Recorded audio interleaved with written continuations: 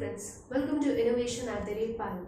Well, this is Priyanka Singh and today we are here to discuss a very interesting topic which is based on antibody. As we know that we encounter different pathogens, bacteria, viruses in our day-to-day life. And for encountering these foreign antigens, we do have a defense mechanism in our body which are called antibodies.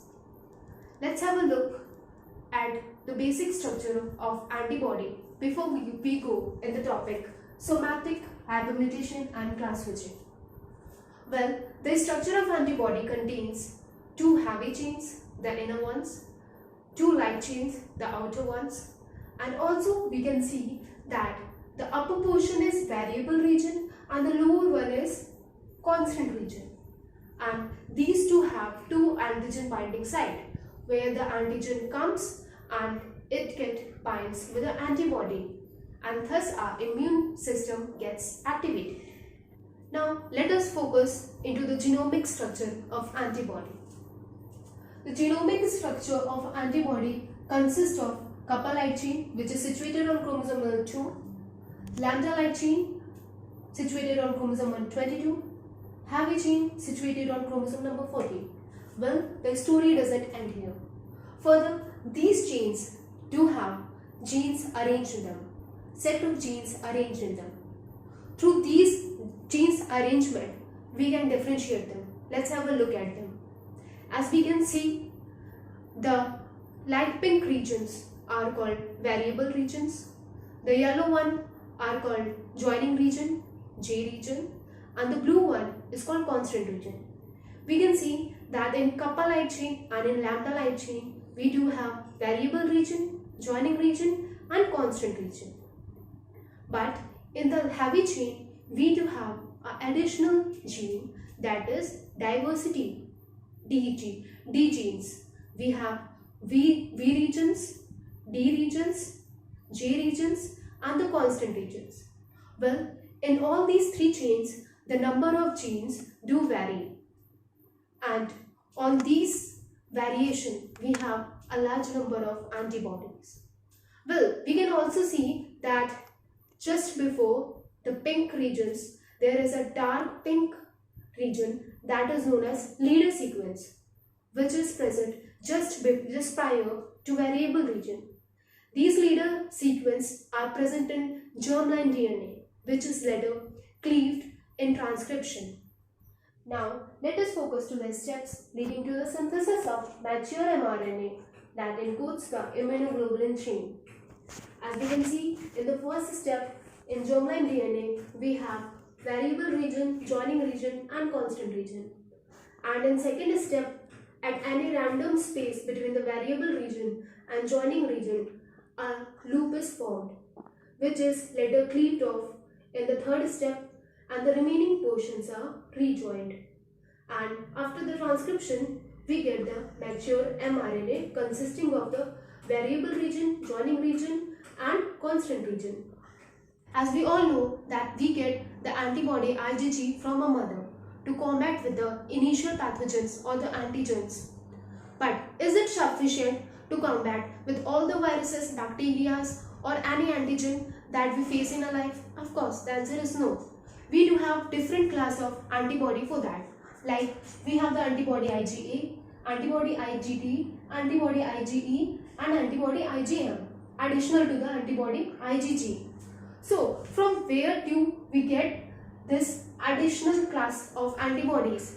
For this, let us again focus to the heavy chain constant region. When we focus in the constant region of the heavy chain, we can see that there are a set of 9 genes arranged that are mu, delta, gamma 3, gamma 1, alpha 1, gamma 2, gamma 4, epsilon and alpha 2. These are the arrangement of the C gene on the various human heavy chain. Different class of antibodies are coded by the different regions of the heavy chain. Like the IgA is coded by alpha, IgD is coded by delta, IgE is coded by epsilon, IgG is coded by gamma, IgM is coded by the mu. Let us see how the different class of antibodies are made. As we can see here there is VTJ region, which is the variable region, is just followed by the constant region, which have the sets of gene arranged here.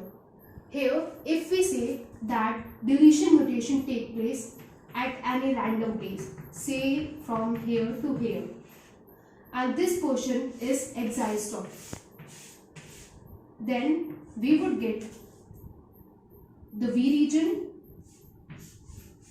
After that there is G region, after that there is E region, and after that A region. Here G is just followed by the V region.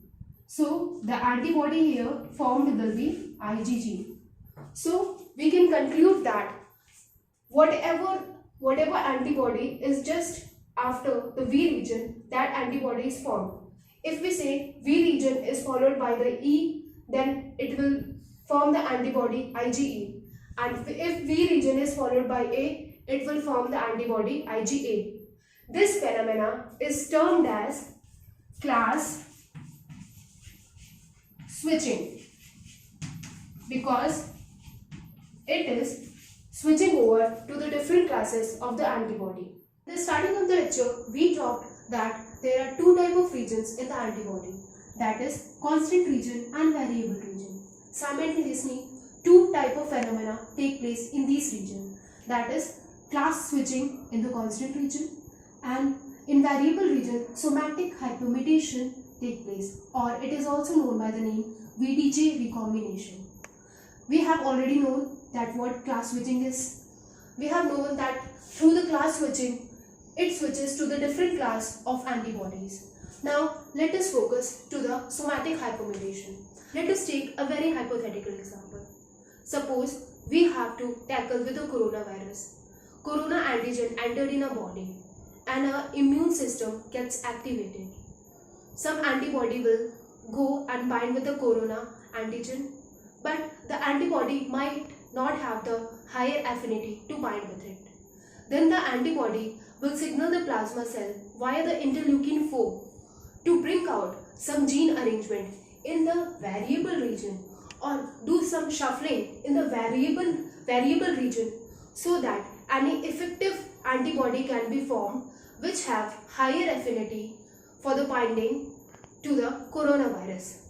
So the change that is being brought out in the particular antibody by shuffling of the gene of the variable region is termed as somatic hypomutation.